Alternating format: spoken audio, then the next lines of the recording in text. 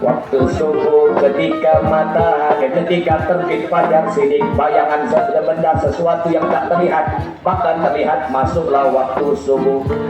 Ketika matahari akan terbit, sebentar lagi terbit, masuklah waktu subuh. Tadi habislah waktu subuh.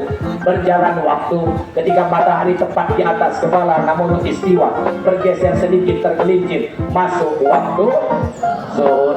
Habis waktu zuhur ketika bayang-bayang sesuatu benda lebih panjang daripada benda itu, habis waktu zuhur, masuk waktu.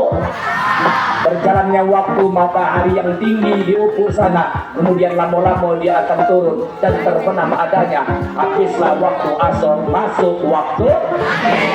Saat matahari terbenam akan timbullah syapak merah, mega merah di atas awan, maka itu akan lama-lama turun, reduplah, hilang dia, kemudian langit menjadi gelap, habis waktu maghrib, masuklah waktu. Berapa waktu?